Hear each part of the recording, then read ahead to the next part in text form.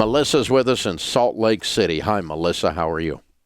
Doing great, Dave. Thanks for taking my call. Sure. What's up? Well, my husband and I need a little counsel. We have been following your baby steps for 6 years now.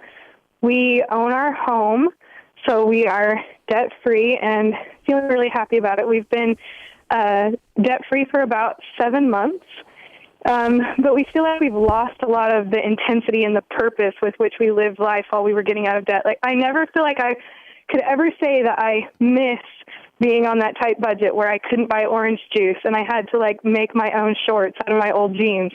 But I miss it. Mm. And so my question is, what is it you miss? You don't miss the sacrifice. No. What is it you miss? I miss the purpose. I miss sitting down with him at the table and coming to each other with, like, you know, how we were attacking this debt and all the progress that we made. And it's not as fun sitting down and being like, so we bought a table. You know, we're putting a little money into the home. We're investing, which is great. We love investing, and we're hitting that really hard too. We make about $60,000 and a year, and we're investing about $1,300 a month right now. Wow! And yeah, so you think it would pinch us enough, but like when we sit down at the table, we kind of feel like, you know, what should we do to the house now? And it's just not as invigorating as it was when I'd save like $10 on the utility bill, you know? And like we just lost a lot of that intensity that we lived life with, and we're looking for purpose. Like, we've lost our big why. We own our home, and it is freeing, and it's great, and he's taking time off, and we get to be together as a family, and that's great. But like, we love finances, and we just have lost that fire that we live life with. What you've lost is you don't have a why that you care deeply enough about. Exactly. We miss our why. So everyone who's still in debt and working hard, you need to spend some time defining your why, because you're just generally building wealth to build wealth. But you need to have. Do you have children? Do you have children? Why, but it's a long ways away. Do you have children?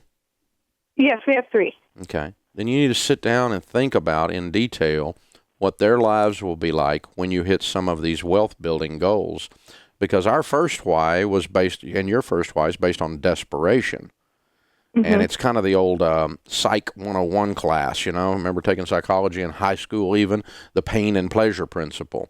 Pain avoidance is more motivating than pleasure seeking for the human animal. And what you've done is the first portion was pain avoidance, you know, not going broke, not being in the street, not being homeless, not whatever, and getting out of debt to do all of that. That was pain avoidance. Now you're looking for pleasure seeking, and pleasure seeking has to have, the why has to have a soul based nobility to it. It can't simply be a new kitchen table. That's too dry. Yeah. Okay. Now, you can have some minor goals in there that we want to renovate the house, or we want to go on a cruise around the world, or we want to do this or that. But you need to define very clearly what change your family tree means.